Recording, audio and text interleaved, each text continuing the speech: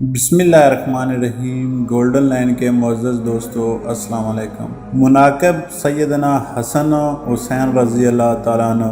حضرت سیدنا علی کرم اللہ وجہ سے روایت ہے کہ حضرت حسن نبی کریم صلی اللہ علیہ وسلم کے جسم مبارک سے نصف اعلیٰ میں سر تا با سینہ تک بہت مشابہ تھے، اور حضرت حسین رضی اللہ تعالیٰ عنہ سینے کے بعد سے قدم مبارک تک نبی کریم صلی اللہ علیہ وسلم کے جسم اطہر سے بہت ہی مشابہت رکھتے تھے۔ حضرت اسامہ بن زید رضی اللہ تعالیٰ عنہ سے روایت ہے کہ حضور اقدس صلی اللہ علیہ وسلم کی گود میں حضرت حسن اور حسین رضی اللہ تعالیٰ عنہ تھے، اور آپ یہ دعا فرما رہے تھے: اے اللہ، میں حسن اور حسین رضی اللہ تعالیٰ عنہ سے محبت کرتا ہوں۔ اے اللہ، آپ بھی ان دونوں کو اپنا محبوب بنا لیجئے، اور ان لوگوں سے بھی محبت فرمائیے جو ان سے سچی محبت کریں۔ حضرت ابو ہریرہ رضی اللہ تعالیٰ عنہ سے روایت ہے کہ ایک روز نبی کریم صلی اللہ علیہ وسلم ہمارے سامنے اس طرح تشریف لائے کہ آپ کے ایک کندھے پر حسن رضی اللہ تعالیٰ عنہ اور دوسرے پر حسین رضی اللہ تعالیٰ عنہ تھے۔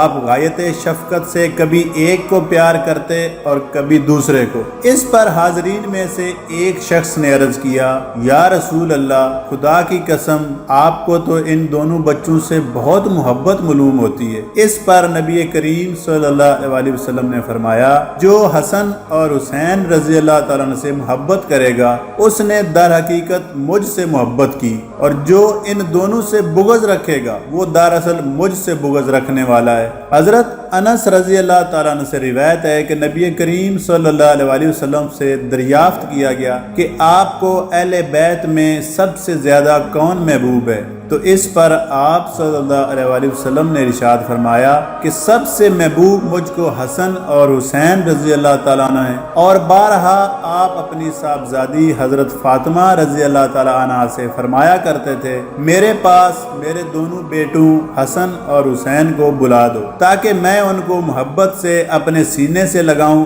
اور پیار کروں۔ اما عائشہ رضی اللہ تعالیٰ عنہ سے روایت ہے کہ ایک روز نبی کریم صلی اللہ علیہ وسلم صبح کے وقت تشریف لائے، اس شان سے کہ آپ ایک اونی منکش کمبل اوڑے ہوئے تھے۔ اتنے میں حسن بن علی آ گئے، آپ نے ان کو اپنے کمبل میں داخل کر لیا۔ پھر حسین رضی اللہ تعالیٰ عنہ بھی آ گئے، آپ نے ان کو بھی اپنے کمبل میں داخل کر لیا۔ پھر حضرت فاطمہ رضی اللہ تعالیٰ عنہ تشریف لائیں تو آپ نے ان کو بھی اپنے کمبل میں داخل کر لیا۔ ان کے بعد حضرت علی رضی اللہ تعالیٰ عنہ تشریف لے آئے، آپ نے ان کو بھی اسی کمبل میں لے لیا۔ اس کے بعد آپ نے قرآن کریم کی یہ آیت کریمہ تلاوت فرمائی، جس کا ترجمہ یہ ہے: اللہ تعالیٰ کو منظور ہے کہ اے پیغمبر کے گھر والوں، تم سے معصیت و نافرمانی کی گندگی دور رکھے، اور تم کو ظاہراً باطن عقیدتاً عملاً اور خلقاً بالکل پاک صاف رکھے۔ حکیم الامت حضرت مولانا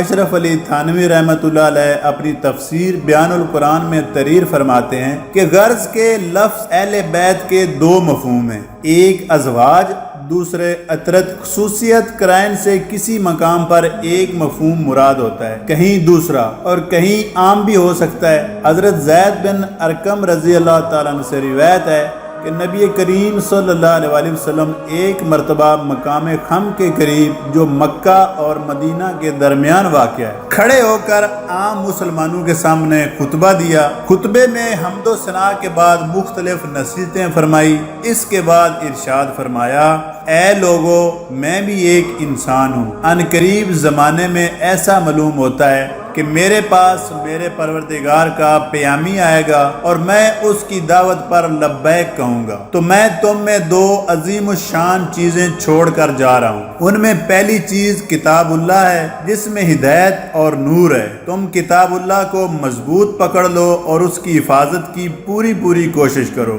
اس کے بعد آپ نے مختلف طریقے پر کتاب اللہ کی حفاظت اور اس پر عمل کرنے کی رغبت دلائی۔ اس کے بعد ارشاد فرمایا: دوسری چیز میرے اہل بیت ہیں، تم خدا سے ڈرنا میرے اہل بیت کے معاملے میں، تم اللہ سے ڈرنا میرے اہل بیت کے معاملے میں۔ یہ جملہ آپ صلی اللہ علیہ وسلم نے 2 مرتبہ ارشاد فرمایا۔ حضرت عبداللہ بن عمر رضی اللہ تعالیٰ عنہ سے روایت ہے کہ جب ایک عراقی محرم نے ان سے یہ مسئلہ دریافت کیا کہ بحالت احرام مکھی کو مارنا جائز ہے یا نہیں، تو حضرت ابن عمر نے ناخوش ہو کر ارشاد فرمایا، اہل عراق مجھ سے بحالت احرام مکھی مارنے کے بارے میں مسئلہ پوچھ رہے ہیں، حالانکہ یہ وہ لوگ ہیں کہ جنہوں نے رسول اللہ صلی اللہ علیہ وسلم کے نواسے حضرت حسین رضی اللہ تعالیٰ عنہ کو قتل کر دیا۔ اور یاد رکھو نبی کریم حسن و حسین رضی اللہ تعالیٰ عنہ کے بارے میں فرمایا کرتے تھے، یہ دونوں دنیا میں میری خوشبوئیں ہیں۔ حضرت ام فضل رضی اللہ تعالیٰ عنہ سے روایت ہے کہ ایک روز